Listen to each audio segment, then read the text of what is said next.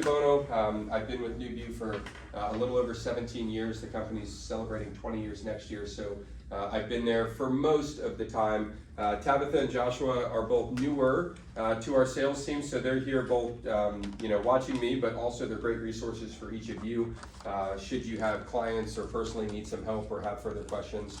But the goal today is really to talk about how retirement accounts actually play in the real estate game.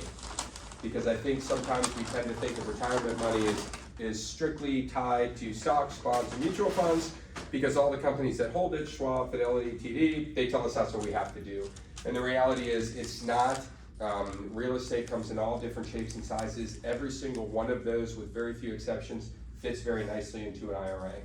The only thing I'll just get out of the way now, this is not for people to buy a home they intend to live in, primary residence, second home. We're talking about investment real estate, and where this may, depending on your own practice and how you market yourself and what side of the transactions you prefer to be on, or who you like your buyers or sellers to be, just know that even if investment real estate isn't your forte, I would imagine you come across people every day that are buying and selling real estate for investments. And if you're not, I would strongly encourage you from a real estate standpoint to give a little bit of opportunity to your business.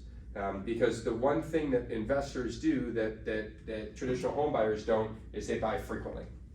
And so for some of these transactions, right, where you sold them a house in 2010 and now you're waiting for them to move again, right, that's a lot of waiting to get a sale, where somebody that bought a rental property in 2020 bought another one in 2021 and another one in 2022, and those are great sales opportunities. So as we look forward, I think we'd all agree there's some uncertainty, right, in the world, the economics, interest rates, right, you can turn on any media outlet and understand there's a lot going on. The question is, how does that impact each of you?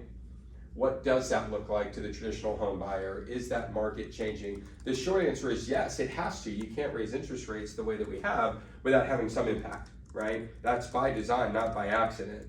The question is how do you, as a real estate professional, pivot or find opportunity maybe to fill the slowdown in your traditional buyers trading properties out as traditional buyers that are going to live there to what are investors doing right now?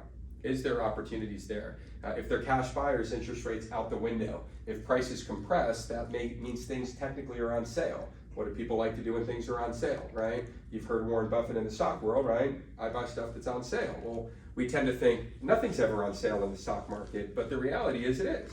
Prices depress, right? Whether it's 5, 10, 15, 20, 30%, and that's opportunity. And I think in real estate, if we're not already seeing it, depending on what markets you're serving, we're seeing prices soften. Now, whether they soften a couple percent, whether they soften 50%, 100%, who knows? None of us have a crystal ball, and I think we're all probably a smidge too scared to look into it. But what we do know is that it creates buying opportunities. And you'll see buying opportunities will flash sooner in certain markets. They'll be slower in other markets, but opportunity is always available. It just may not be for, Billy and Sally to move into the home, but maybe a great Airbnb for someone. Right? And if they can buy it 20% less than they would have bought it for 6 months ago, but rents haven't depressed in the short-term rental market, that's a 20% discount. So I am not here to tell you all the nuances of real estate. You guys know way more about the real estate market than I do. I'm here to kind of walk you through how people can use retirement money to engage in investment real estate, and hopefully, in a perfect world, right, utilize your services as a commissioned sales representative to help them as a real estate pro. Fair enough? Makes sense? Ask questions as we go. I'll leave a little bit of time at the end, but I'd much rather take the questions as we go. I won't use the slides a lot. I hope that's okay. I didn't create these presentations, so if you see me flipping through, it's not because I disagree with the info, it's because I just want to make sure we cover certain key points today. If you have a topic, an area, slow me down, speed me up, or hey, someone told me this, or I've looked into this and I have this question, please blurt those right out. I reserve the right to tell you I'll get to it. I promise I'll get to it if I tell you that. Otherwise, we'll pause, we'll get it addressed, and we'll move forward. But if we don't use the slides at all, it won't bother me. Hopefully it won't bother you. But I will kind of walk through some of the slides as we go through this today. Any questions before we start? Is this going to be a long 1 hour for all of us, or are we going to make this interactive? Because I will call on you. There's a small amount of group. So we're down to 47 minutes at this point, and I intend to use every solitary minute of it. So when we talk about, when we kind of start at the top, and let me just work through a couple slides. I think the first one I have to do, otherwise I get yelled at. This actually is one of my favorite slides because I think it's best sometimes to get out of the way what we don't do, because it creates ambiguity around what we actually do. I am not a financial advisor. I am not licensed to give you financial advice. I am not a licensed realtor. I am not licensed in any way, shape, or form. We do run and service a state chartered trust company. We are regulated in the state of South Dakota, just like any financial institution is. And we are not here to give you tax, legal, or investment advice. So you may hear me say things. I am talking 99% of the time in generalities. If you want to get deliberate, I'll give you answers that are as informed as I believe them to be. But if you're trying to determine if this makes sense for your own tax, personal, or clients, no different than the way that you represent yourselves to your customers. You can only provide so many services, just like us. So please don't construe anything that we're talking about today as being tax, legal, or investment advice. If real estate's a good investment, that's your choice, not mine. That's your client's choice, not theirs. I will say, you'll hear me say you a lot, even though we're really talking about how to use this as a tool for your clients. Part of the way that I've always trained over the years is if you understand it for you, it's easy for your clients, right? The second thing I'll say is if you're not thinking about this for you, you're missing opportunity because you're in the real estate profession making other people wealthy. Make yourself wealthy too, right? I don't think I have to share with you that over 50% of the wealthiest people in the world have made their money in what? Real estate. Right? So that's not by accident. So what is a self-directed IRA? You know, it's an interesting term because it's not actually a type of IRA. And we get this all the time. People will be opening up accounts. They'll call us and say, where's the checkbox for self-directed? A self-directed account is not a type of IRA. The types of IRAs are already defined by the IRS. Traditional, Roth, SEP, simple, 401ks, which is not an IRA, but they're interchangeable. Those are the types. Self-direction just means you pick the investments. That's the only thing you're changing. And self-direction is not a byproduct of your IRA, it's a byproduct of your custodian. Who do you choose to hold the IRA? Because if you choose a firm like Schwab, they'll let you self-direct it, but what are you going to have to buy? Stocks, bonds, mutual funds, because that's their business. The IRS isn't forcing them to limit your choice. Schwab's made a business decision to limit the choice. It's not a bad thing, right? Pizza Hut doesn't sell me a cheeseburger, right? Because they made a choice. But you do have to understand if what you want is not on the menu, find a custodian where it is. That's all self-direction is. We are not different than Schwab in theory, but what assets our clients hold, we are different. But as far as how we report to the IRS, how we report to you, it looks the same, right? Different colors, maybe we lay our statements out different, but we have the same level of reporting responsibility from a tax standpoint and a statement standpoint as any other custodian. Does that make sense? Yes. So we'll touch briefly on the plan types. You know, why do people self-direct? I mean, honestly, you know, the tax saving is an interesting one. Tax saving is only a benefit for those that would do it personally when they could do it in their retirement account. There's no tax benefit to buy real estate in your IRA versus buying stocks. The tax benefit is at the IRA level. But we're going to talk a little bit about tax benefits in making an investment in your IRA versus making it personally, right? But if you buy it in your IRA already versus buying a stock, there's no new tax benefit. You're just utilizing all the tax tools. I will say this as a general statement, but most people would agree, IRAs represent one of the best legal tax havens that exist. Because the tax benefits associated with an IRA are universal. So you don't have to have fancy, you know, accountants that are figuring out how to squeeze a nickel from tax savings here. It's just built into your plan. Invest in what you know best, right? You're in the real estate business. Do you know this world here more, right? What's the value of the property across the street today, yesterday, and tomorrow, as opposed to a stock, right? What are you gonna evaluate? If you had to bet your next dollar, right, would you bet it in the stock market or the real estate market? Most realtors would say the real estate market, yet I'd be willing to bet 95% of the retirement dollars that are in this room are where? In the stock market, right? So are we actually investing in what we know and understand, or are we investing in what someone tells us we have to invest into? And I say that to you because you should be going, okay, that's interesting. Your clients feel the same way. They just don't know, right? How many people before you walked in here or got any of the information on this knew you could buy real estate in an IRA? Yeah, so less than half. So you're in the real estate profession, right? You have 63 hours, I think, of training, plus all the continuing ed, and less than half of the room even knew it was possible. How do you think that translates out into the public, right? Today, when I started this 17 years ago, nobody ever raised their hand.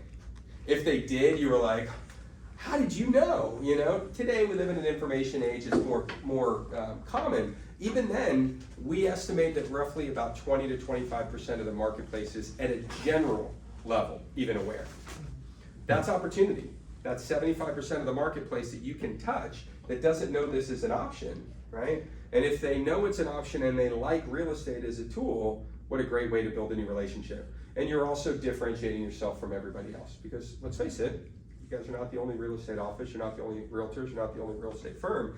How do you differentiate, right, from realtor to realtor? The last one is true diversification, right? You know, I love people say, well, if you buy a bunch of different stocks, that's diversification. Well, no, it's not. No different than just buying different real estate.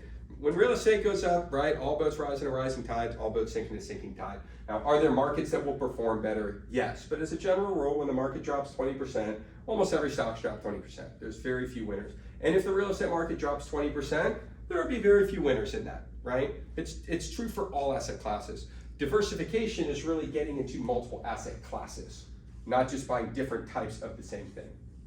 Although I will say, I had someone in a presentation one time said, diversification is stupid. And I was like, oh gosh, this is, you know, you never know what you're gonna get. But he said, here's why. He said, why would I ever invest my money into something I don't know to call it diversification? It's an interesting logic, right? Whether you subscribe to it or not, I don't know. But his point was, I can find ways to diversify inside real estate because I can buy in different markets.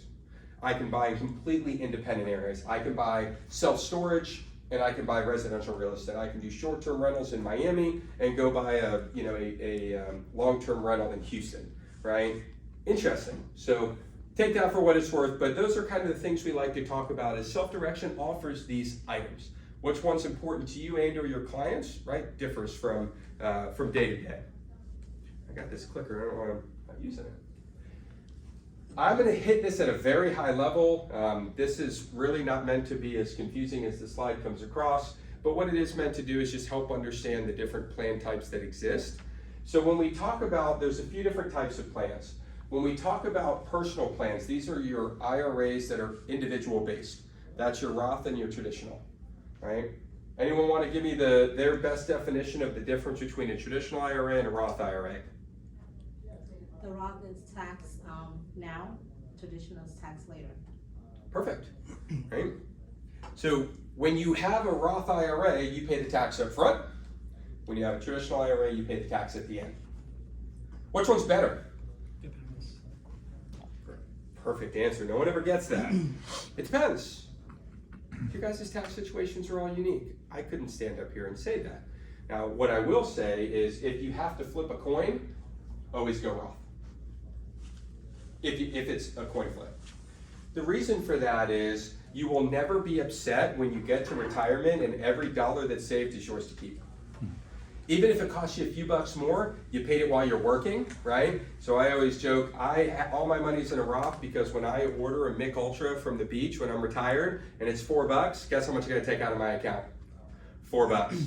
I don't wanna have to take $5.25 so I can pay Uncle Sam every time I order a Mick Ultra, right? So when you kind of take that approach, that is a major benefit. But on top of that, if your money is growing well, not even in a crazy manner, but well, every bit of growth is 100% tax-free. So growth is a byproduct of two things, time and return. So the more time that you have, the more favorable a Roth is, right? The second is return. The higher your return, the more favorable a Roth is. The benefit of the traditional is tax deduction. What I hate about tax deduction, it's the exact thing that we as Americans love, instant gratification, right? And sometimes that instant gratification comes because we think we need to save money, and in reality it's costing us more, right? So most accountants will say, well, if you ask them, well, why do you always push traditionals? Well, think about it. What's the number one rule that you give your accountant? Save me money. Save me as much money as possible. You didn't say be efficient. You didn't say plan for the long term. What'd you tell them? Save me as much money as possible. And that can be a very slippery slope because saving the money today may not actually be in your best interest. I'm not here to tell you you should move everything you have to a Roth, but I'm here to tell you if you're not doing that calculation every single year, you may be leaving money on the table. So don't be worried about saving a little extra for tomorrow. It will behoove you if the numbers make sense. So those are your two plans, $6,000, $1,000 catch-up.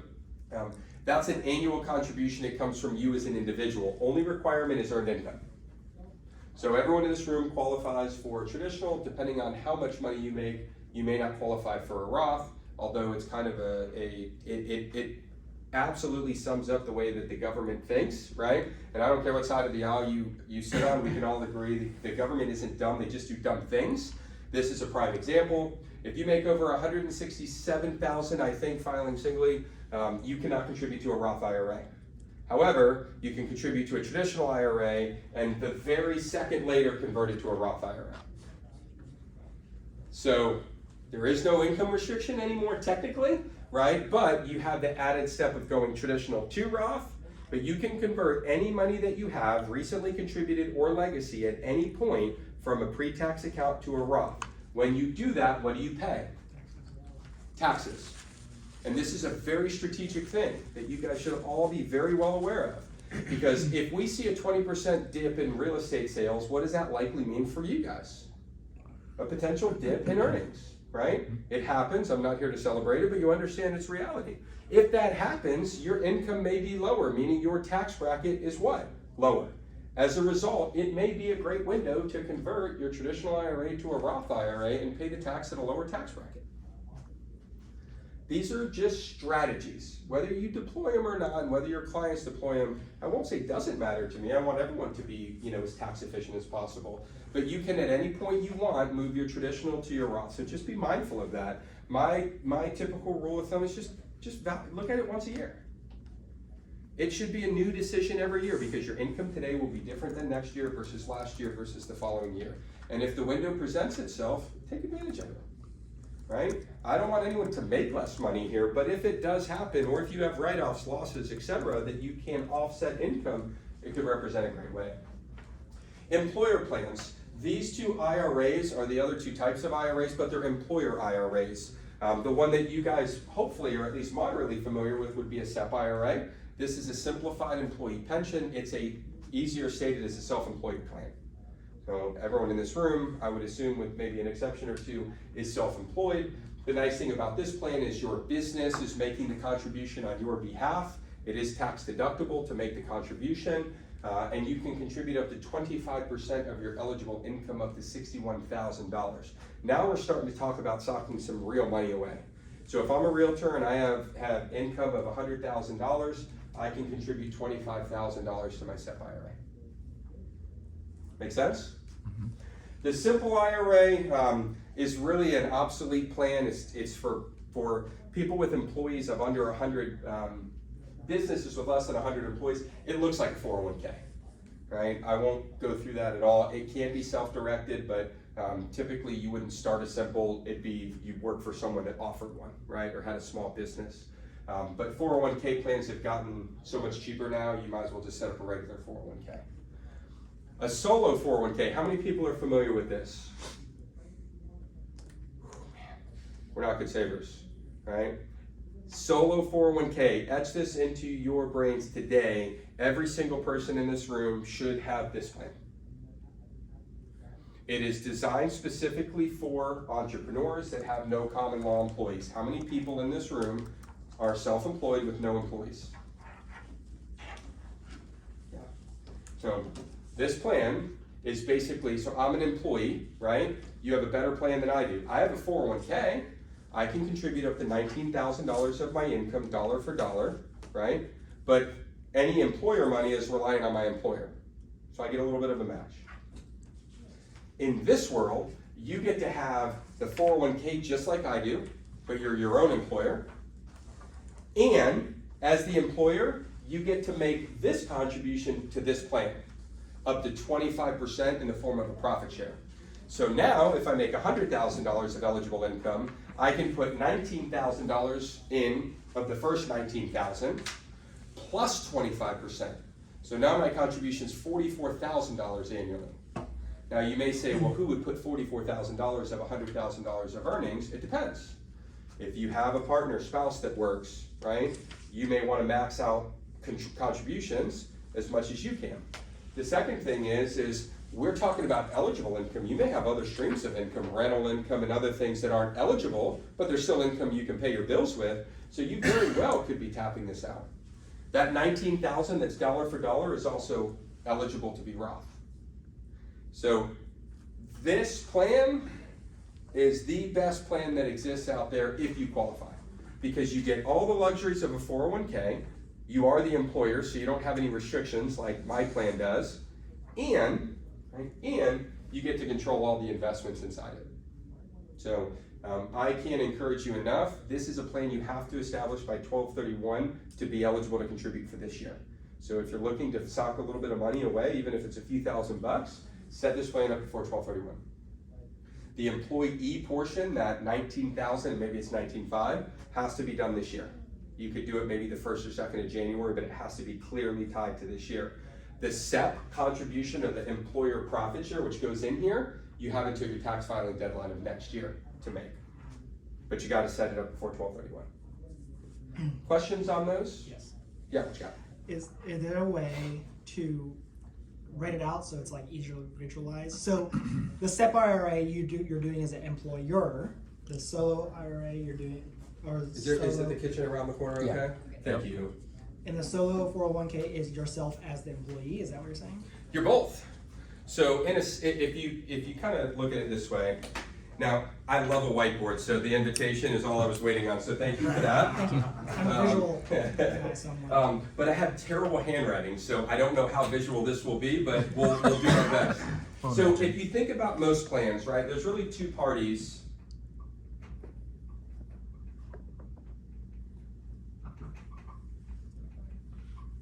In most accounts. So any of the true IRAs only involve this party, right? It's just you. My employer, NewView, is not contributing to my IRA. Now, if I have an employer-based IRA, then it's both of us, okay? In a solo QRP, it is a 401k. It has the same prototype level documentation of a 401k. But historically, 401ks are employee-based plans, i.e. you have to have employees. I think it was 2008, there was some clarification that if you have no employees, not only do you qualify for a 401k, you don't have any of the complexities and headaches that come with them. So I'm a trustee in our 401k plan. It is a pain in the butt because we have employees. We have to run calculations, we have to run all these different things. If we try to make a profit sharing contribution, there's a whole nother set of calculations we have to go through. It's a royal pain. That's only because we have employees, and the government says, hey, NewView, you need to be a good steward to your employees, and as a result, we're gonna put these restrictions to ensure, right, that Bill Gates doesn't have this $1 billion 401k at Microsoft and his employees have nothing. It's logical, right? Whether you agree with it completely doesn't matter, but it's logical.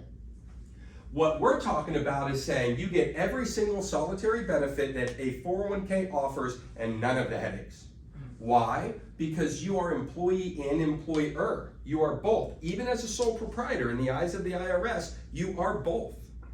So the way that these plans work, right,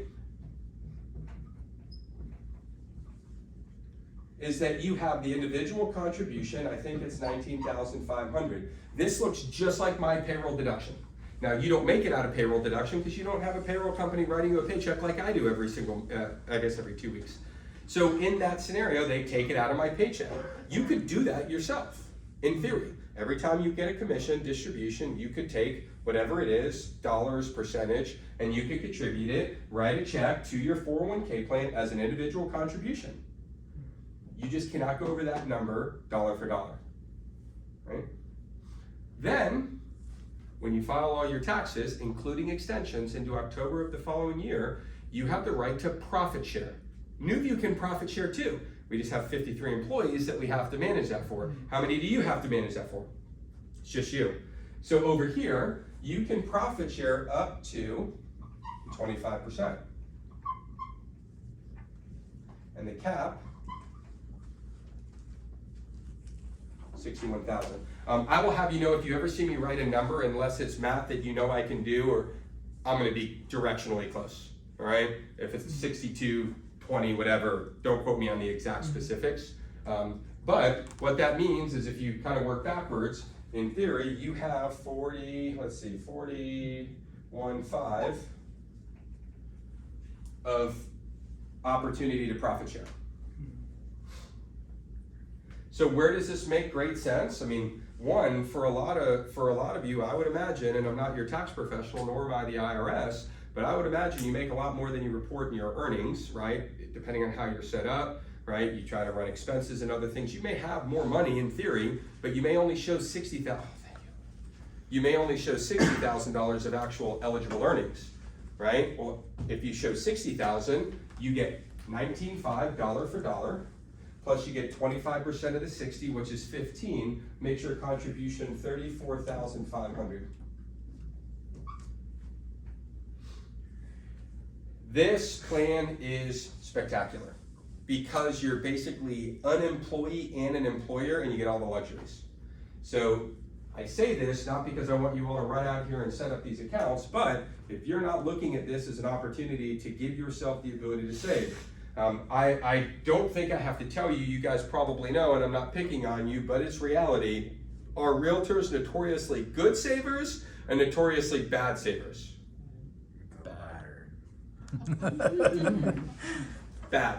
And part of that is how you get paid. Part of that is you don't really have. I'm a bad saver. Thankfully, my employer rips it out of my paycheck before I can go blow it. So I'm not suggesting we're different, but you can give yourself the same tool. And you can pay yourself every time you get paid. So you can follow the same logic, make yourself look like an employee-employer relationship, still have an entrepreneurial spirit and bent, still go out and earn a living the way you earn it, but not lose sight of that. I promise you, if you took 5%, 10% of every commission that you got paid out and put it right in here, you would never be upset. You will have money somewhere, somehow. Here's the beauty. Now, again, I'm not a doom and gloom guy. I don't know what real estate will do, but I do know that there's some question marks around the entire economics of where we live in today, and certainly in the real estate because of rising interest rates. That's not a secret. Here's what's great.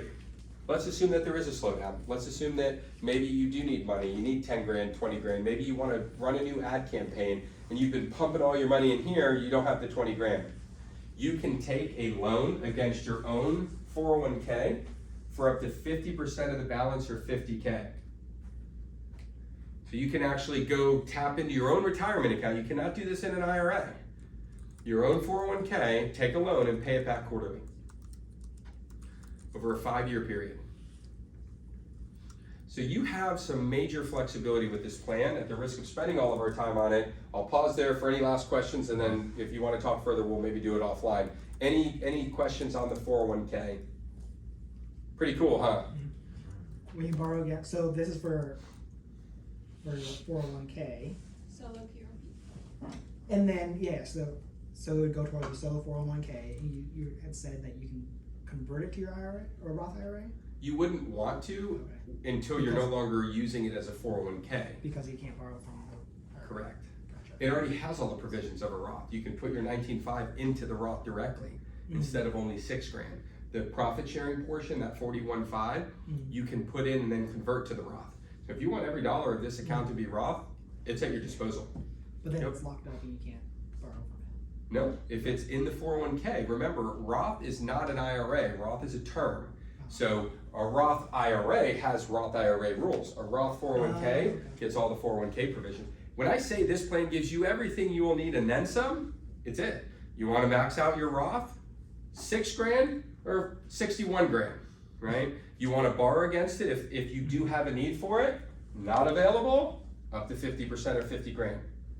We'll talk as we go through the investment side. There's an additional benefit I won't touch on now, but It's a fantastic plan. It can also be self-custodied and self-administered. So you need us for your plan documents, but you don't need us to hold your money. You don't need us to make your investments. In an IRA, we're required. Like it or not, you have to have me as a custodian if you want to buy real estate. In this plan, you can self-custody it yourself. There are 2 specialty plans. I'm assuming, I don't know why they're blank. They're a real mystery. But there are 2 plans that I think are great. They're what I call bolt-ons, meaning they're secondary, but everybody here should probably consider having one.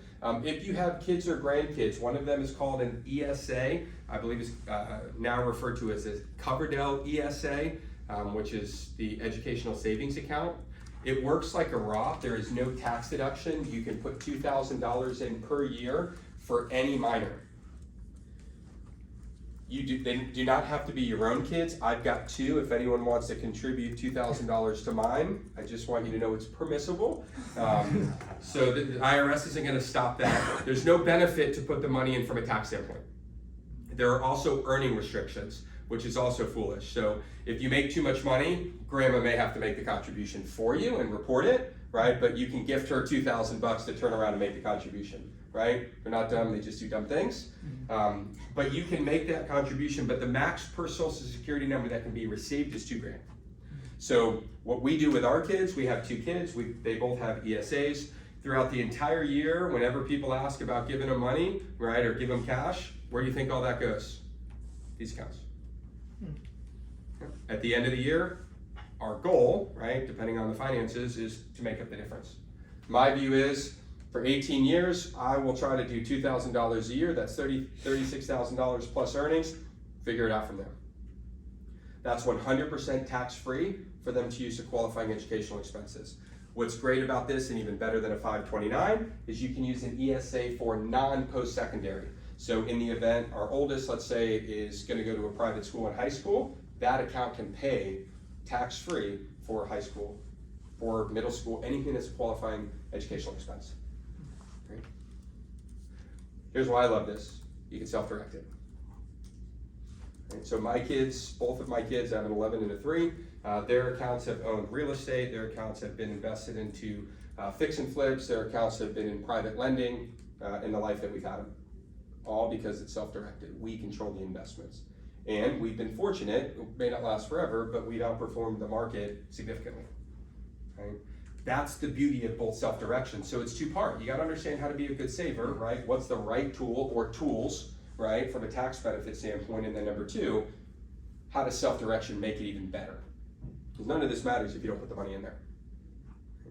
But I love the ESA. I won't say it's better than a 529. I'll just say for people that want more control over their money, it's better.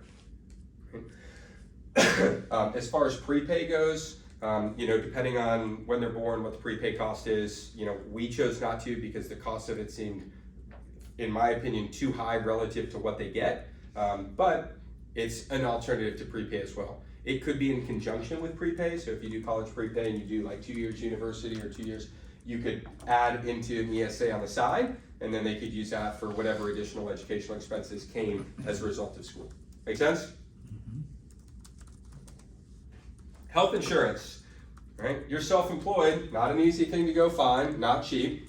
But if I had to guess, just from my experience with real estate pros, you guys probably more than 50% of you are on some form of high deductible health insurance plan, unless you're covered by a spouse or partner. As a result, did you know you can save money in the most efficient tax manner, even more efficient than anything else on this list? So the way high deductible health insurance plans work, I'm assuming you guys know at least a little bit of this. If you don't, get educated. I'm not an insurance salesman at all, but I know this is very critical. So the way insurance works, so think about your car, right? Anyone in here got a $50 deductible on their car? Of course not. We all have a $500 deductible. Why? Because it drives the premium lower, and we figure if I bump into something and it's $400, I'll pay it out of my pocket, but I save $100 a month. Everyone get the concept? Yet with health insurance, nobody's willing to do that. We have been trained and raised in this copay model that if we don't pay $20 to go to the doctor, we're overpaying. Well, the reality is you can, basically what high deductible health insurance is you're insuring the big stuff, just like your car. If I bump into someone, it's on me. If I total my car, it's on them. High deductible health insurance does this. It raises your deductible and makes you 100% out of pocket up to your deductible. That can be scary. However, it can significantly lower your premium. So whether you choose high deductible, personal choice. If you haven't looked at it and considered it, do it. And I would challenge you to look and say, how much do I typically spend? So the way, and I have high deductible health insurance. If I go to the doctor and it costs $80, I write a check for $80. But my premium is probably $100 cheaper per month. So as a result, right, I saved, if that was my only doctor visit for the month, $20. On top of that, I get to contribute to an HSA. $3,600 if it's just me. A family plan is $7,300. HSA is tax deductible on the way in, like a traditional, and tax free on the way out, like a Roth. It's the best of both worlds. So when do you actually pay the tax on your HSA? Never. It's the only plan that gives you a deduction to put it in and no tax to pay your expenses. They must be qualified medical expenses. But the beauty of this plan is now I've got this account that I've been contributing money to, right, over the years. And what I love is in the event that I do meet my deductible, and my deductible's like $2,400, I think, for my plan. If I do meet my deductible, I have more than my deductible in my HSA. I just use that. Personally, I don't take money out of my HSA. So when I go to the doctor and it's $80, I just pay it myself. Why? Because that money's working way more efficiently than the $80 in my checking account. And the likelihood of it getting spent on something stupid is way better, right, if it's sitting in my HSA versus in my personal account. But here's the beauty. At any point, I can take that receipt and go take a tax-free withdrawal out of my HSA because I have a qualifying medical expense. So for the last 5 years, let's say I've spent $1,000 at the doctor over the years, I have $1,000 IOU for my own account, tax-free. I don't have to take it. So I can let the money earn the $1,000, then go take the earnings. Or I could let it sit there forever. That plan, if you're in a high deductible health plan, because that you have to have a high deductible health plan, but I think a lot of people are, or they're not considering it the right way, that plan is awesome. Okay. Questions on HSAs? And that's a contribution up to 7,300, so you don't have to put the whole amount. You don't at all? Right. You can Yeah. put 1,000 in if you wanted to. You got it. All right, so let's speed ahead. Questions on plans? What's the, you said there's an earning limit on that? No earning limit on the HSA. Oh, did you say there was a? On the ESA, there's an earning limit. It's lower than a Roth. It's like 110. No, I remember my question. My question was actually about like, it must be a high deductible. What's considered high deductible? What's the threshold? It may have changed, so don't quote me on the numbers. It's two-part. It's you have to be 100% responsible for your expenses up to the deductible, and the deductible at last I recall was over $1,250. It's not a huge number. Yeah. No. Yeah, it's not a huge number. So there are two components, right, that we talk about. One is you gotta save, right? That's a little more personal for you guys. But by you guys understanding some of these plan types, if a client says, I've got a Roth, you at least now have some insight into kind of what they have. Every plan we talked about can be self-directed. Every plan. Self-direction just means it's at a custodian like NewView that allows you to buy what you want. So part A of our discussion to this point is is how to save. Now let's talk about what you can buy, right? Here's the beauty. The IRS, believe it or not, actually has very few restrictions inside retirement accounts. If you feel like there's lots of restrictions, that's because Schwab and TD and Fidelity have placed those restrictions on you. When it comes to investments, there are only 2 rules that you have to follow. Right? Can we follow 2 rules? Yeah, somebody giving himself a little extra credit there, but we'll do our best to get through 2 rules. Number 1 has to do with people, and number 2 has to do with, told you I had bad handwriting, the investment itself. You cannot, from a people standpoint, well, let me start with investment. I'm gonna go backwards. There are only 2 investments you cannot make in an IRA from an asset class standpoint. Number 1, life insurance. Number two, collectibles.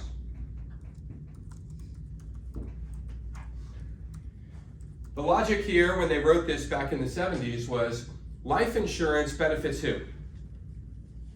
Not you. Not you, but your beneficiaries. When? When you die. When you're dead. The whole purpose of an IRA is to get you to save, to not be relying on the government when you retire. If all you do is use the money to buy something that benefits your heirs when you're dead, it goes completely contrary to the tax incentive they're providing you. Make sense? So no life insurance. Why no collectibles? Because it's arbitrary. I think you're directionally right. Its value is arbitrary. Right. And if you think about IRAs, so if you don't know, the Roth IRA didn't come around until 1989. It was actually Senator Roth that proposed it, hence the name Roth. But it wasn't until 1989. So IRAs historically were always pay at the end. Well, if you think about what pay at the end means, well, let's say I own a collectible, right, a painting. And if I want to take that painting out of my account and I have to pay tax on it, am I likely to declare a higher or lower value knowing I owe tax on it? Lower. And if you think about it, and you guys are real estate professionals, if I asked any one of you, what was 123 Main Street in Apopka worth in 1997? You could get me an answer. Not to the penny, but you could say, based on the comp sold around there, that property was worth somewhere between $82,000 and $95,000. So in an audit, the IRS could go do that math and say, they didn't rip us off. How would you ever go back and price a Picasso in the 80s? So they said, rather than try to we just say no collectibles. And under collectibles, they actually declare works of art, regs or antiques, metal or gems, stamps or coins, and then my personal favorite, alcoholic beverages. It is listed specifically, and I'm assuming, right, there's some wine collection somebody was probably talking about, but that's what's prohibited. Pretty easy to navigate, right?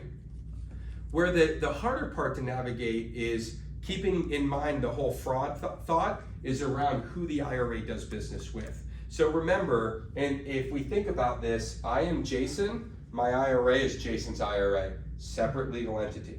Why? Because it's taxed separately. You don't want it to be you.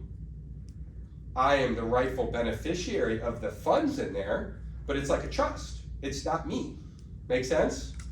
So as a result, even though I get to make the decisions for said trust, I can't do whatever I want because they know if they give me that level of freedom, I'm gonna find ways to do stuff that's prohibited. So let's say I have $1 million in my IRA. What would stop me from loaning it to myself? Am I likely to pay a higher or lower than interest rate, right? The IRS says we're not policing that. So the IRS restricts your IRA from ever doing business with you, right? Then it's your lineal ancestors, parents, grandparents, your lineal descendants, children, grandchildren, by extension, spouses, and businesses owned by those parties. So I'll give you a very easy scenario, right? I go buy this building. I buy this building for $1 million, right? I turn around and sell it to my Roth IRA for $300,000. I take a $700,000 loss personally, great for me, and my IRA now has $1 million asset it only paid $300,000 for 100% tax-free. It's fraud. The IRS says, we know it will happen. Maybe not everybody thinks that way, but those are the parties most likely that they believe to think that way. Make sense? The area that we also like to look at, right? So if you take this group, this is what's expressly prohibited. Black and white. No ambiguity. My spouse is prohibited. No way around it, right? But who's on that list that probably is close that's not named? Brothers, sisters, cousins, nieces, nephews, aunts, uncles. The IRS covers that under what they refer to as per se. Anyone ever hear that term? It is a legal term. And it basically says, you didn't violate the law directly, but per se, you may have been in violation. So that's that veil that allows them to say basically this. Don't do business with these parties because we don't care if it's above or below board. We're not going to look into it. The answer is no. Like it or not, it's the rule. By the way, anyone that's not on this list, but where you could create a transaction that's favorable from a tax perspective, we could capture that as a prohibited transaction under the per se guidelines. So I'll use a very, hopefully easy to understand. So if I go out and my IRA wants to buy a duplex, can I do that? Yes. Absolutely. My IRA could buy a duplex. How much is a duplex around here? Whew, shopping elsewhere. No, 450,000. So let's assume I got 500 grand in my IRA. Can my IRA pay $450,000 to buy that duplex? What was your name? Ed. Ed? Ed, yeah. All right, so Ed's my realtor. Ed shows me this $450,000 duplex. He introduced me to using my retirement account, and I go buy it through Ed as my realtor. Is that possible? Yes. Ed and I are unrelated, no issues at all. I'm buying it from an unrelated seller, right? Does Ed get his commission the same way he would if I use my personal account? Yes. Mhm. Yes, right? So that's great, right? Now my IRA owns this piece of real estate. Can my IRA choose to rent it out as a way to generate income? Yes. Of course it can. What's the going rent on half the duplex? $2,000. Probably. So I own this duplex, right? We're gonna have these So just because I like round numbers, I own this $400,000 duplex. I think they look something like this. These are windows, right? Some shrubbery, 2 driveways. Everyone's with me? I don't know why those look like Happy face. pumpkins. All right, with like goatee chin hair, but only a few. So my IRA owns this property. No question about it, I can do that all day, every day. I'm a cash buyer today, right? I want to rent the property out. I have 2 sources of rent, right? Property 1 and property 2. So this, I'm going to give you a couple scenarios wrapped in one, right? Trina, all right, you made it easy for me, thank you. So I'm going to rent the property to Trina. Trina and I just met today. If we met earlier, I apologize, but we're unrelated, right? None of the disqualified parties.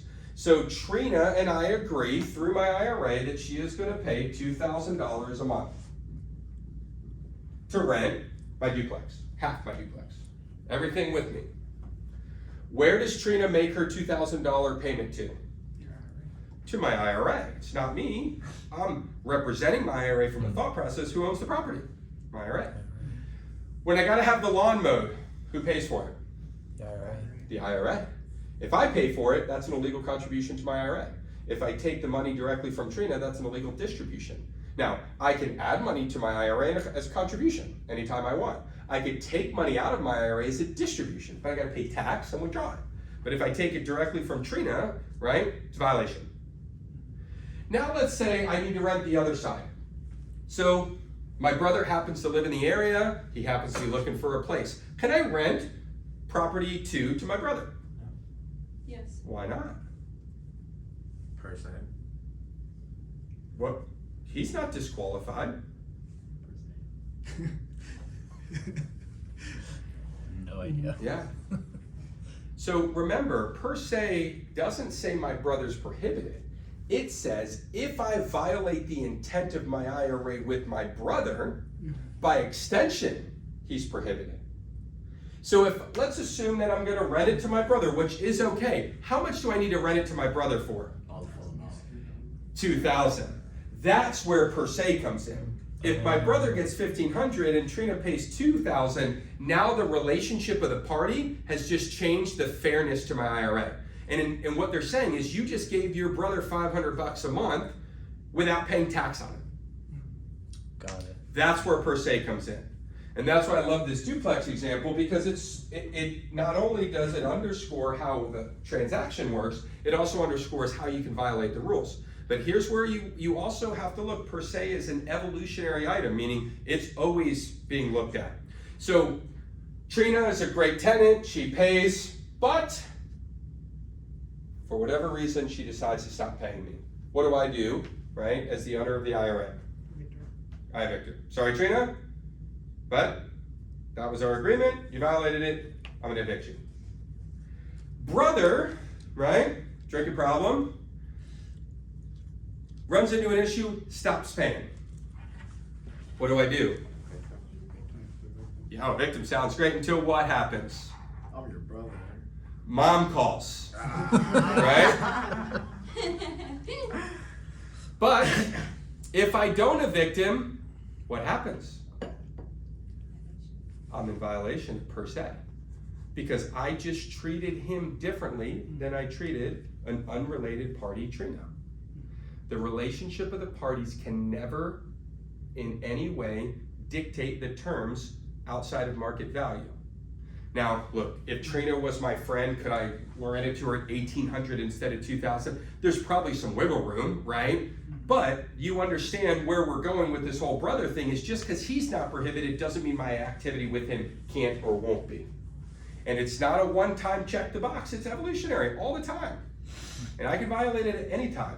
So for me, I tell everyone, do not do business with anyone in your family unless you are 100% prepared to evict them and have the awkward uncomfortableness at Thanksgiving. Because it doesn't matter, it sounds great, and people struggle to evict people they don't like, let alone people they do like, right? So just be careful. Can you do it? Yes. But at any point in the process, you need to make sure you and or your clients understand if you violate the intent, which is fair market values for the benefit of the account, at any point, you are in violation of per se. And that's between you and the IRS. Does this make sense? Mm-hmm. So now let's take this same deal, all right? So, are we good for about 5 minutes? I got maybe 5-7 minutes. I know we're a smidge over. Everyone good? I want to be respectful of time. So if we take this transaction and say, oh, this is awesome, but I don't have 400 grand, right? Mike does. He's got 200. I've got 200. Can Mike and I's IRA buy this property together? Yes. Shh, don't give me the As a answers. JV, in tenancy in common. Try that again. Can we do this? Apparently so. Yeah. Are Mike and I disqualified? No. No. Let me ask you this. Can Mike go buy $200,000 worth of Microsoft stock? Yes. Can I go buy $200,000 worth of Microsoft stock? Yes. Of course. We can own the same asset. So in this scenario,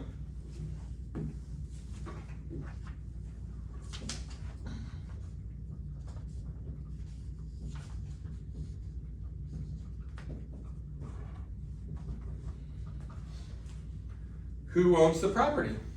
Jason's IRA and Mike's IRA. Both IRAs. So on the title, it would be titled Newview for the benefit of Jason DeBono's IRA for 50% and Newview for the benefit of Mike's IRA for 50%. It could be 60-40, 80-20, but the dollars have to match. So I use 50-50 because it's simple math, but you can slice and dice this pie however you want. Yes, sir. Does that still leave, like, let's say them two own it, would that leave his family still prohibited? Or because he owns part of it, that would allow his lineal family? Good question. So the question is around, if you carve up ownership into multiple parties, how does that impact the disqualified party guidelines? It actually doesn't make it easier. It means that both of our parties are disqualified. Now, this is technically maybe a bad example, but in theory, you don't own half of the house. You own half of the entire house, right? So I don't own the living room, right? And Mike owns the master bedroom and bathroom. It just doesn't work that way. Even in a duplex, you can split it into two separate properties if you legally could do that and sell, I suppose, as condos. And then I'm no longer subject to the same rules because my rules apply to me. So Mike's, I don't know, dad cannot rent the property even though I own half. If he owned 1%, it would prohibit everybody in his lineal ancestry as well as mine. So same scenario, we rent it for $2,000 a side, we get 50% each. 60, 40, 80, 20 if we slice and dice it that way. So income comes in, it gets split half and half. This comes in, it gets half and half. When we pay the plumber, we split it half and half. If we pay a property manager, we split it half and half, which by the way, if you do property management, it's a fantastic tool to pull more clients in under your property management business. If you have a good referral partner in the property management, this could be a great way to further that partnership, as well as pull clients from them. Because a lot of their clients own real estate and don't know they could buy more rental properties with their retirement accounts, right? It's a little secret sauce for a pool of people that you know are already investors. But if I take this transaction, all of the income and expenses go right through my IRA. Now, we didn't talk about selling it. So let's assume that we sell this property for $600,000 8 months later. $200,000 of profit. How does that get split? 50-50. Now, because we only held it 8 months, and I was specific, less than a year, what's the tax? 20%. I don't know. Or the income tax? If we owned it personally. Because we bought it in an IRA, what's our tax? Nothing. Short term. If you bought it personally, Oh, what is it in the IRA? nothing. Nothing? Wow. 0. How many people in here like paying taxes? Shame on every single one of you. You only pay taxes when you what? Make money. Make money. How many people in here like make money? Y'all love paying taxes, right? So don't be scared of taxes. But understand that taxes don't have to be paid in the highest amount that maybe the market suggests. Be legal, but there's lots of ways to reduce them. Prime way. Now, let me just walk you through a scenario. I'm client, one of you said, hey, Jason, did you know you could? I didn't. I went and bought that, sold it, made 200 grand, and you got to tell me, oh, by the way, you owe 0 tax on that. Did you just get me as a client for life, or do you think I'm gonna go find a new realtor? Do you think I'm gonna turn around and say, find me more of this? This tax benefit is unbelievable. It means that you can buy and sell real estate under no time constraints, 100% tax-free. I love 1031 exchanges, but they're a pain in the ass. I don't have to do them. It's built in, free. If it's a Roth, it's free forever. If it's a traditional, I'll pay the tax down the road eventually, but it's like a built-in 1031 in a traditional. It's an elimination of tax on real estate if I buy it personally. Or, if I buy it in a Roth. Pretty darn sweet, huh? Let me give you one last way to buy. Can you say the last part? If it's in a Roth? 100% tax-free forever. Okay, so Whatever you buy in a Roth, Because it's already because it's already contribution. taxed You got it. Yeah. originally. You got it. Gotcha. now you know why I love the Roth. But if it were in a traditional, do you pay taxes? Only when you withdraw. And you pay on the amount you withdraw at the time you withdraw. So if you could buy and sell 50 properties in your traditional and pay 0 tax on every transaction, but when you withdraw it, you pay tax as you withdraw. Last scenario will be wrapped up. Same example, right? But you know what? I like Mike. I don't want to be a partner. I don't want to have to figure out what color to paint it, right? Because we're never going to come to terms. I want to buy this myself, but I've only got 200 grand. Can I get a mortgage to buy this property? Well, let me rephrase. Can my IRA get a mortgage to buy this property? I'm just gonna say yes. Who thinks yes? I was hoping we'd get an answer over here. I was waiting for it, Who but thinks no? I think no. Who doesn't think? So, the answer is yes. But I cannot go get a traditional mortgage. In an IRA, I, cannot be the borrower because my IRA owns it. My IRA doesn't have a credit score and it doesn't have a job. So the only type of loan my IRA can obtain is a non-recourse loan. Anyone familiar with that term? If you've touched commercial, you probably are. Almost everything in the commercial side is non-recourse. Non-recourse says that the property will pay for itself via income, and as a result, I'm not interested in who buys it, so I'm not interested in going after them in the event of default. These are higher down payment loans, but the buyers really aren't reviewed. Now, they do look probably at it, but they don't care. Non-recourse means that if I default, or in this case my IRA defaults, you cannot come after the IRA or me. You can take the property and that's it. So these down payments, usually 30 to 50%. You have to understand, they don't have a job to protect, like, you know, I don't have other assets. So my IRA could obtain this loan. I would put 200K down. I would get a 200K loan. Right? And I would own 100% of the property subject to the mortgage. Right? Everyone's with me on that? So let's assume that my payment, PITI, is $2,500 a month. I don't know if that's close or not, you guys can tell me. But the way it works is, and the bank looks and says, okay, Jason, if you buy this property and you put 50% down, you have a $2,500 mortgage payment. Before we qualify the IRA for the loan, we need to make sure that it can rent well above the $2,500, because that's like the job, right? If I earn $2,000 a month, the bank's not gonna loan me money to buy a house that costs me $2,500. My earnings are the revenue of the property. So they're gonna look and say, okay, this property generates $4K a month. We're comfortable with the down payment that you can pay $2,500 a month.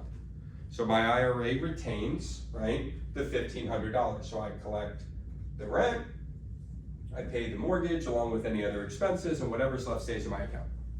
And I do that as long as I wanna hold the property. Right? Eventually, I suppose I'll pay it off, right? Or I'll go to sell it. In this scenario, that's perfectly permissible. We have a lot of clients that do it. We can give you the names of lenders that will write these loans locally. If you want to buy outside of our market, the number of lenders there's only a few, but they exist. There are some national lenders that will do this. Again, 30 to 50% down, you're going to expect to pay a point to 2 points more than a traditional loan. So if you're seeing 7s or 6s today, you're going to see 7s and 8s on these loans. In doing so, there are two things to be aware of. Number one, the IRA has to have enough money to pay the mortgage, right? And you have to be very cautious and conservative in these, because you don't want to be in a pickle where it doesn't rent for 2 months and you can't pay it. Now, you can make contributions to your IRA, but you can't go pay its mortgage. And you can only make contributions against the rules of your contributions, which is why I love the solo QRP, because if I really had to, I can contribute enough to pay that mortgage every month, right? But if I generate more than $1,000 in a year of positive cash flow, or I sell the property, I have to pay some tax. I only have to pay tax because I got a mortgage. If there's no mortgage, no tax. And the reason for this is the IRS says, this $200K was IRA money, tax-free. This $200K was not IRA money, taxable. It's called UDFI, Unrelated Debt Financed Income, and it is a tax that applies on the leveraged portion of your gain. So if I borrowed 50%, using very simple math, 50% of my net positive cash flow is taxable. So let's assume there's an additional $500 of expenses, right? It's $3,000. I make $1,000 a month equals $12,000 a year. All right? The IRS says at the end of the year, if you truly netted $12,000, now you can get depreciation and other things, but we're not going to get into that level of calculation. They're going to take the 12 grand, they're going to say 50% goes right back to my IRA, no questions asked, no tax. Because it was the 50% my IRA brought to the table. The other 50%, or 6 grand, I'm going to pay tax, and whatever's left after the tax goes back to my IRA. So my IRA is getting the money, but I got to pay the tax on my non-IRA half first. Make sense? Same scenario when I sell it. If I sell it for 600 grand, right? I bought it for 4, I don't know if I got enough zeros. I made 200K. 100K goes right back tax-free. The other 100K, I pay tax, and the rest goes back to my account. What's the tax rate? Is that determined by your bracket? It's not tied to you personally. It's the trust tax rate. It can be as high as 35. It's like it's closer to short term. But if you didn't leverage it, so use this example. If I put $200,000 down and I receive $200,000, sorry, I received 100 of the 200 of profit, and let's say I paid 40%. So I of my next 100, I paid 40,000. I made $160,000 on a $200,000 investment, right? That's good. That's like 80% return. Yeah. If I made the same deal cash, I put in 400 to make 200. That's 50%. My return is better after the tax. So I say, and I love like doing that, do you like paying taxes? Most people are very tax foolish. We would rather save a nickel of tax, right, than make $1. And I use the example all the time, and I've done this in bigger groups, and I'll ask, how many people in here would be willing to pay $100,000 in tax to make $200,000 bucks? And people ponder on it. It's like, the net is $100,000 positive. Yes, until it's $201,000 of tax to make 200. It's always positive. Now, I understand where maybe there's an alternative for the deal, but if you take this example, not only, let's assume I had the 400, right? And I made a return of 50%. Over here, I invested 200 and made 80%. I still have 200 more. I could buy 2 houses. So you haven't even factored in the additional opportunity to earn money, because over here I made 160 on 200, right? And I only made 200 on 400. So I made 40,000 less, but invested half the money. From a risk return standpoint, what a great deal. And by the way, it's non-recourse. If things go really, really south, I've only got 200,000 exposed. I know we covered a lot. Sorry, we started a few minutes late. I know we're a little bit over. Thank you so much for the time. I will gladly take any questions. What I just want everyone to kind of walk out of here with from a Cliff Note standpoint, number one, you and your clients can buy real estate with a retirement account. Number two, there are lots of plans you should be evaluating. A primary plan, in your guys' case, a solo QRP, as well as some bolt-on accounts, the HSA and the ESA. You can even bolt on a Roth and a traditional. You can have kids that have Roths and traditionals if you pay them to be in your business. So I'm sure they're all cute and they look great on a flyer. So you have that from an account standpoint. The third thing is there's only 2 things you can't do in an IRA. No life insurance, no collectibles is rule number 1. No doing business with expressly prohibited disqualified parties, or violating the terms on a per se basis where the terms are dictated by the relationship with the party. Lastly, 3 ways to own real estate. 1, pay cash for it. All income, all expenses flow through the account. Number 2, partner with yourself, multiple parties, and split everything clear and concise based on ownership. Or number 3, get a mortgage. Just know if you get a mortgage, you're subjecting some or part of the earnings to UBIT or UDFI, same tax. I'll share this last thing, right? It's my favorite part about UDFI, and I meant to share this earlier. If you buy this with a loan in a solo QRP, how much UDFI tax do you have to pay? 0. It's exempt. So not only is that plan great, you could take the 200 grand and go buy that property with a mortgage tax-free. You are exempt. If you did the same transaction in an IRA, you're going to be taxed. The second thing is if you pay the mortgage off 1 year and 1 day before you sell it, it's no longer considered a mortgage property and no longer subject to tax. We just did this in my dad's account. Yeah, so actually that was my question. Like, the way that it's split, is it based on the initial, financing, it's like 50-50, or is it based on your principal? It does move over time.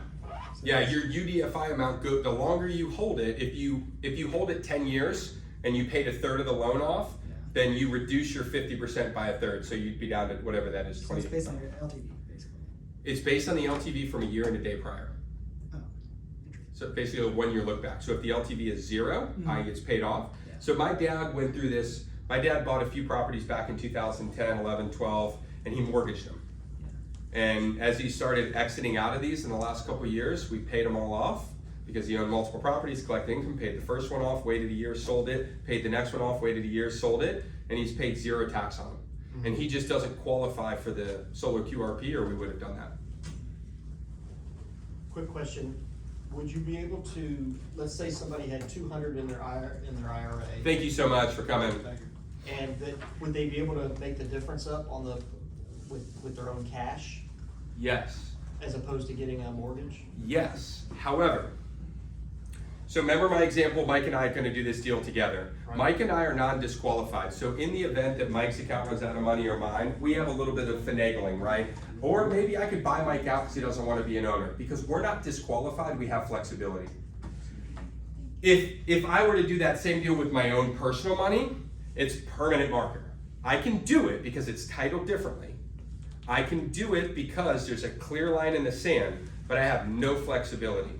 So yes, my IRA could own half and my personal account could own the other half, or my wife's IRA. But whatever we do from day one can't change internally. Whereas Mike and I have more flexibility. But yes, you can do that. It's all dollar for dollar. So whatever any you put, expenses would be, dollar for dollar. okay. Yep, yep. What do you mean there's no flexibility? Like what flexibility are we talking? So I use the example with Mike. Let's say we both owned it, and he said, "I want out of this deal." Oh, okay. I could buy him out because at that point, my transaction is my IRA to Mike. If we're disqualified, can't do it. So the IRA can never buy out your own portion. Correct, or anyone that's disqualified. See, Mike's not disqualified, so I have flexibility. Or let's say we had an issue and we needed to put 10 grand into the property and his account didn't have it, I could pay it for him and we could work out terms. Hey, I'll pay it for you and I'll collect the rent later. I couldn't make that agreement with a disqualified party because I can never transact. Mm-hmm. I can invest alongside them, just like my IRA can buy shares of Microsoft and my wife's IRA can buy shares of Microsoft. They're clearly owned and titled together. I can't say, throw my dividend in my wife's account. Right? So that's the only thing. So yes, thank you I'm for just asking. thinking about the buyer that, the client that might have $500,000 in their IRA, but they don't wanna put it all in a house. Yep. So they may wanna put like half of it towards the house and then pay the other half out of their own pocket. We see this a lot so people can generate personal cash flow and retirement cash flow. It's not a bad thing. I mean, there are people that invest in real estate to earn a living. And they may say, you know what, I want $1,000. You know, I think it's a great property. I'm willing to put 200 of my personal money behind it. But instead of getting a mortgage, maybe I'll throw 200 of my IRA because I don't need all the profits. I don't need all the money, right? And I don't want to pay income tax on everything. So now I can tuck 50% of the profits, 100% tax free to my Roth, and I'll deal with my own 50%. But now I got maybe $1,000 a month of cash flow and an underlying asset that hopefully is going up in value. And I'm assuming that all the expenses and vendors and all that stuff would have to go through the IRA or through the custodian to Correct. like pay. Correct. We have an online bill payment system, just like Bank of America. You can go on there and if it's a recurring payment like lawn care, you can set it up once and we'll pay them every month. So we encourage people to get a property manager. We don't require it. Can you own your own property management company and have them service the? Per se. I mean, Per se. You can, per se. $1,000 for a mow? Wow. yeah, it's a slippery slope. I think there's an argument to be made that you probably could in theory, but my belief is be good at being a property manager. The problem you have is the last thing you want to do is have to explain it to the IRS and how much money you're making off of it. Could you do it? I have clients that have property management businesses that do it. It's definitely in the deep gray. Got it. Yep. Even managing it yourself can put you in the gray area. You can't have a bank account for it. You can't do any of those things. So I didn't even think you could manage it yourself. you can manage it. You know, the easiest way that I try to explain it is it's decision making. So I can be the decision maker because my IRA can't make its own decisions. I'm entitled to that right. I don't have to outsource it. So I can decide how much to rent it for. I can interview you as a tenant. I can collect your rent and pass it on to the custodian. I can handle those generic functions. But inevitably what happens is, you know, now I'm in there, I'm like, well, I'll just mow the grass because the tenant moved out. I'll just paint it. Now you're giving sweat equity, which is prohibited. Got it.